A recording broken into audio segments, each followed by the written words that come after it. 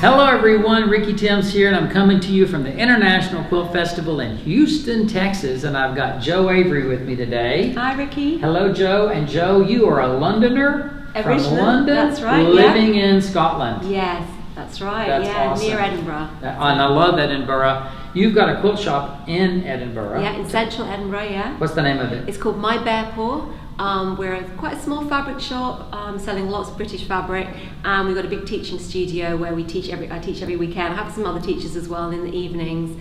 We're not open Monday and Tuesday, so if you can't visit, don't come on those days. Yeah, and actually I love putting this out to the world because Edinburgh is one of my favorite places, and if you're going to that neck of the woods, then you don't want to miss the quilt shop. Yeah, please come and see us, and ask to go to the back of the shop and see all my quilts that are hanging in the studio. So. That's great. Well, speaking of quilts, we got one hanging right here. Yes. I was looking at it and I told Lilo just a moment ago, they're happy.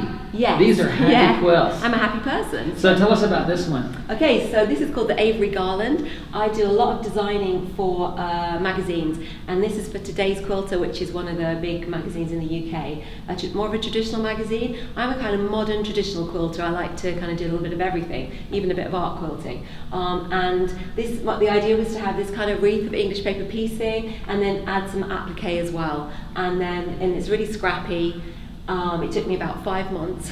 Okay. So I thought I'm going to give it my name because I'm not going to make another one. So that's why it's the Avery Garland. I love There's that. 108 little tiny circles that I sat and sewed on over a day and a half. Well, you're teaching here at Houston, but this is kind of an oddity because you don't travel to teach so much, but you do teach a lot. Yes, I teach a lot. Well, I have my own studio, so it's there. The teachers that don't have that, they've got to travel, haven't they? And I don't like leaving my husband actually. So okay. We still really like each other. So That's I like good. to get back to him. So yeah, it's been amazing coming here for my first time, and I'm sure I will be back, but not every year.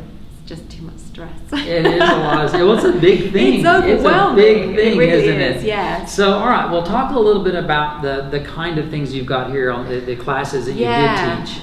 So I have very low boredom threshold. So I don't just sort of concentrate on one thing. I do a bit of everything. This is my tiny improv streetscape that I've been teaching. This is a really fun class, and we create these little tiny houses, and then you can make them into pouches or like fabric pots, and that went very well. And then this is like English paper piecing that you draw up freehand and then applique it onto a background and then embellish it. So I often call it torturing fabrics. It's like, what are we going to do next to this fabric? So these are things I've been teaching. I love to do handworks, and I love a lot of detail. So I applique a lot of birds. I'll have some patterns coming out soon, I promise. I've been promising this for a while.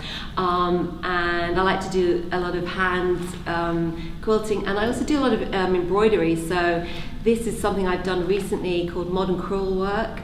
This is fabulous, yeah, everyone. And it's gone down so we'll get well. a close-up of you looking at it here, but it is really wonderful. Tell me about the threads for this. So they're wool threads. So these are Aurifil wool threads, and I have a box that accompanies it. Great colours, mixture of solids and variegated. Such a lovely. It's got this very matte appearance, which kind of really draws you in. Like a lot of other embroidery threads are quite shiny, so I love that really thick sort of matte appearance to it. But the great thing about them is you can use them for hand quilting. So actually all of the hand work on here was used that, and you can also use them in the machine. You put 50 weight cotton in your bobbin and it works like a dream. They don't break at all. When I first saw this embroidery, I really thought it was fabric. Oh, that's interesting. Yeah, because I wasn't that close to it when I first saw it. I thought it was all little applique stones, but it's all done with thread. Yeah. So you are enthusiastic, and I want to tell everybody that you have like a retreat or a workshop in the Edinburgh area, right? That's right, yeah. Well, everybody's welcome to come to Edinburgh and come on one of my workshops. And why wouldn't you? Yeah, but then I do something called the Stitch Gathering. It's 7 years we've been doing it now, which is 90 quilters, 1 day retreat. It's really fun. It's in October, and there'll be another one next year, so international visitors very welcome for that. And then with my friend Karen Lewis, we organised some residential weekend retreats in England. It's called the Thread House. So we've got this little extra business, and we do one in the winter in Bristol and one in the winter in Yorkshire. So. Oh my gosh! In both Bristol and Yorkshire. Yeah, how wonderful but they're that would really be. retreaty. So they're in the countryside. They're like kind of old farm type places, which have been turned into sort of conference centres, and you I'm can stay drooling there. I know, already. they're really fun. So just because you don't live there doesn't mean you can't go there, and Yeah. that sounds like a great way to get away, Yeah. have a vacation, and get some quilting done yeah. with an enthusiastic teacher. Yep. Now, if you can't go, there you can still learn, because Jo has a book. Tell us about your book. Yeah, so I have a book coming out in February 2020 with Stash Books, and it's actually a beginner's book, because I teach a lot of beginners and it's really rewarding, but I can only teach 8 at a time, so now I can teach potentially thousands for years to come. So it's called New Patchwork and Quilting Basics, and I wanted to do a book that wasn't just simple quilts. So I know, that's great to have books of simple quilts, but I feel like you want to move quilters along. There's so much to learn. There's so many different techniques. So in the book, we start off with some simple strips and squares, and then we go on to some triangles, and we do quite a few. We're building up your skills and your confidence all the time. And then we tackle some new techniques. So we do some applique, we do some foundation paper piecing, and some curves. And then finally, there's a section where you mix those techniques together to do some really cool quilts.